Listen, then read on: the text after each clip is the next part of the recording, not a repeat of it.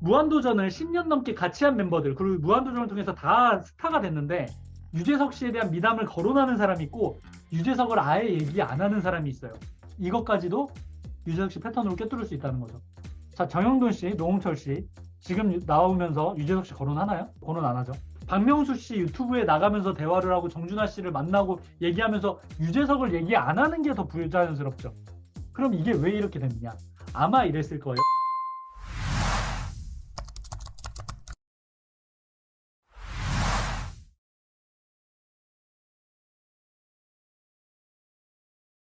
이제 패턴과 통찰을 이제 묶어서 얘기하는 거거든요, 지금. 패턴 꿰뚫어 봅시다. 여러분들 패턴은 나에 대한 1단계도 잘 안 되긴 하지만 남을 꿰뚫어 볼 수 있어야 되거든요. 제가 한 가지 예시 가져왔습니다. 요거를 기사를 통해서 봤어요. 하하가 이제 유재석에 대한 미담을 얘기합니다.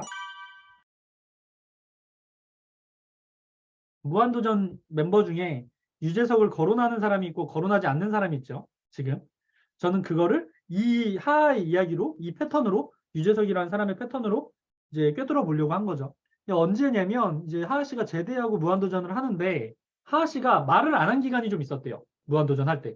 그래서 왜 말을 안 했더니 악플이 너무 많아서 식은땀이 나고 무섭고 전날 잠도 안 오고 힘들었대.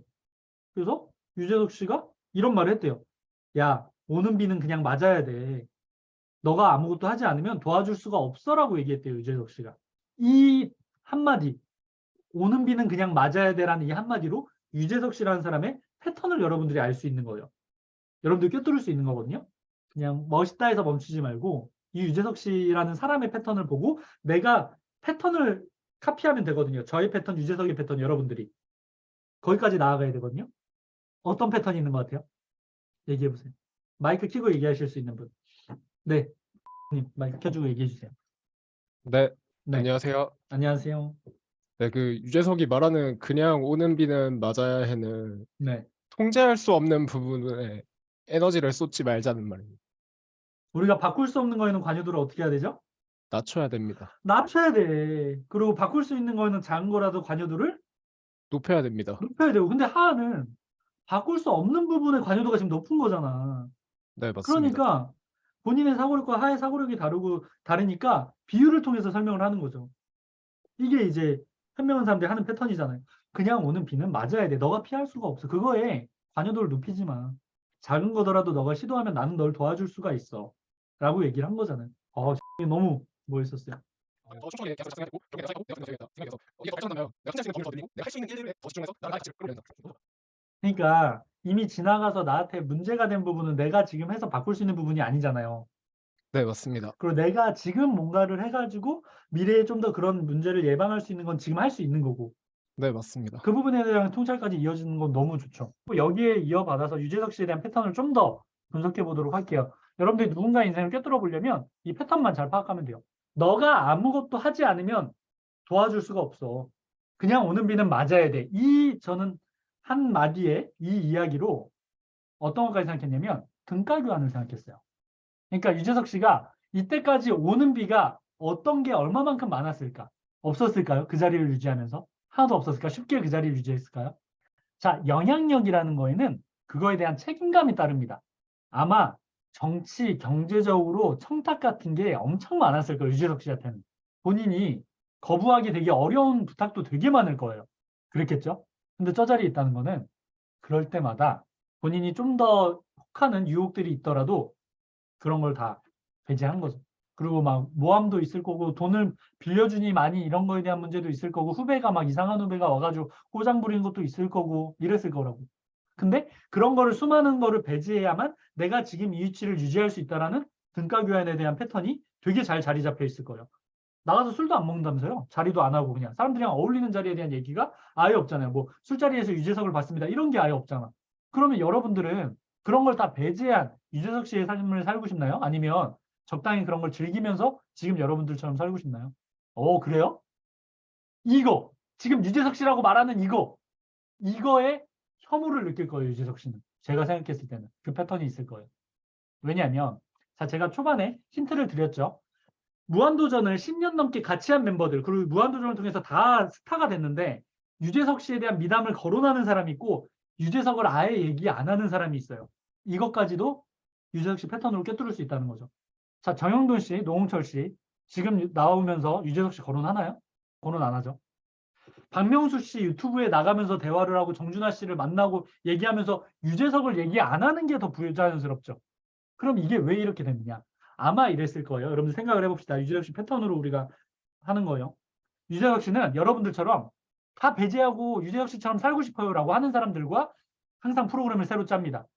그러니까 유재석 씨는 대단한 사람이랑 같이 짜지 않아요. 동거동락 이후로는 다 인지도 없는 사람들이랑만 해요. 왜? 그래야 컨트롤이 잘 되니까. 그 사람들이 다 여러분들처럼 무조건 할 수 있습니다. 자기는 모든 사람을 버리고 유재석 씨 당신처럼 잘 되고 싶어요라고 했을 거야. 그러면 유재석 씨는 그래? 믿을게. 너 그 말 믿을게. 라고 해서 같이 열심히 했을 거예요. 몇 년. 그러다 보면 버티는 게 능해서 꼭 프로그램이 잘 돼요. 그러고 나면 그 사람들도 스타가 됩니다. 그러면 그 사람들은 술 먹고 놀고 그 처음의 각오가 흐려져요. 근데 유재석 씨는 저러면 안 되는데 본인이 봤을 때는 나는 그런 걸 다 배제해서 이 자리에 온 거라서 저렇게 되면 무너지는데 라는 생각을 하게 되는 거죠. 그래서 잔소리를 했을 거예요. 그게 무한도전에 나와요. 막 그 동료들과 막 두세 시간씩 통화한다고. 너 그렇게 술 먹으면 안 된다. 운전하면 안 된다. 너 방송할 때 그런 태도 보이면 안 된다. 라고 엄청 쪼았을 거야. 왜냐면 그게 약속이었으니까. 처음에 시작할 때. 근데 사람들은 그런 사람이 없죠. 거의 아무도.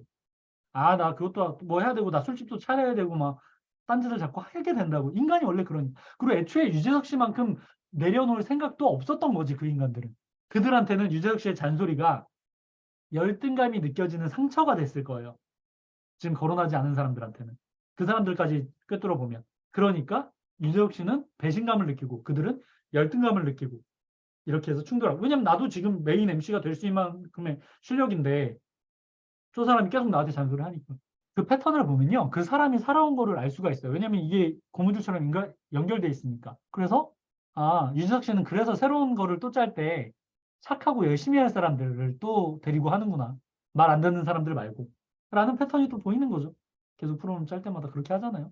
자기 소속사 사람들 데려와서 컨트롤하려고 하고. 그러니까 저 자리에 될 수 있는 거구나. 여러분들 마찬가지. 여러분들이 다 유재석 씨처럼 배제하고 싶고 M군처럼 배제하고 싶다고 해도 여러분들이 어느 정도 돈을 벌게 되면 아니라니까. 여러분들이 거짓말 1단계가 안 된 거야, 통찰이. 여러분들 그렇게까지 벌 생각이 없었다고. 거짓말이었다고. 자기 자신 속인 거라고. 저처럼 혼자 주말 연초 그냥 집에서 계속 이렇게 일하고 게릴라 준비하고 이렇게 살고 싶다고? 그게 유재석 씨한테는 배신감처럼 느껴졌을 수 있다는 겁니다. 근데 그렇다고 해서 뭐 정영돈, 노홍철 씨가 나쁜 사람이냐? 아니죠. 애초에 나는 그 정도까지는 아니었어, 형. 이렇게 된 건데, 이거는 이제 제 망상입니다. 여러분들 실제로 그런지 아닌지는 모르니까 그냥 누군가의 패턴을 보면 삶의 행동들을 알 수 있다 정도로 이해하시면 돼요. 자, 그래서 이제 제가 저번에 문신한 남녀 사진을 보여주고 패턴이 보이지 않냐라고 물어본 거예요. 말 한마디, 행동 하나, 문신 하나, 옷 입는 스타일만 봐도 패턴이 보이죠. 그럼 저 사람은 저렇게 살아오겠구나. 저 사람이 지금 내 앞에서 하는 말은 거짓말이겠구나. 굳이 내가 신경 쓰지 말아야 되겠네. 그런 패턴을 통해서 여러분들이 휘둘리지 않을 수 있다는 거예요. 공급처 대할 때 사람으로 보지 말고 어떤 패턴을 갖고 있는 알인지를 봐야 돼요, 여러분들이. 사람으로 보면 헷갈려. 그리고 이제 유통 오래 한 사람들 말을 다 잘해. 막 기도 누르고 막 주도권 가져가고. 그냥 어떤 패턴이 있는 알이지? 라고 보면 돼요, 이렇게. 사이코처럼. 그렇구나. 이런 패턴이 있는 알이구나.